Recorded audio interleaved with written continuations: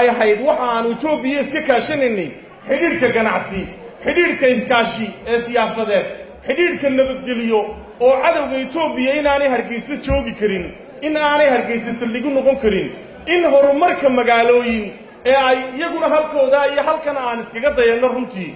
waxyaabo fara badan baan ka soo faa'iidnay isdhexgalka bulshada iyo ganacsatada oo dhan run ahaantii taasi waxay keentay in aanu yeelano xidhiidh dhow dawladda Itoobiya iyo Somaliland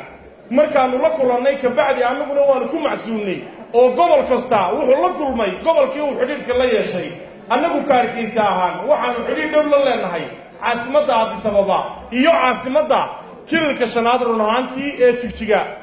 ka gobol ahaanna aanu caasimad ahaan aanu xidhiidh dhow yeelanay waxa aan leeyahay marka hore hambaliyo sanad guurada 11aad ee dawladda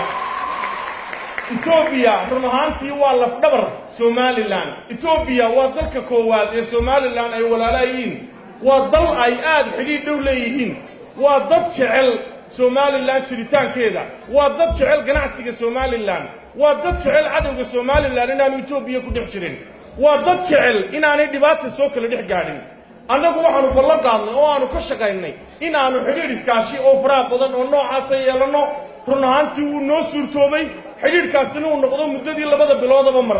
iminkana xidhiidhkiisii aanu ku noqonana haddii ilaahayda anigoon hadalka dheeraynayn maanta xafladda ay tahay waxaan u sheegayaa dadweynaha Somaliland gaar ahaan caasimadda in aanu la qaybsanayno run ahaantii Itoobiya farxadda oo ay Itoobiya tahay walaaladeen aad iyo aadna ugu mahadnaqayo safiirka ka jooga oo haddii safiirka jooga uu nin xun yahayna xidhiidhkeenu xumaan lahaa markuu nin wanaagsan noqday xidhiidhkii uu sii wanaagsanaaday waxa soo xidhiidhana shakhsiga ka shaqeeya runtii uu yahay aad iyo aad baan dawladda Itoobiya mar labaad iyo mar saddexaad ugu mahadnaqayaa oo ugu horeeyo ra'iisul wasaare Hayle Maryam Desalegn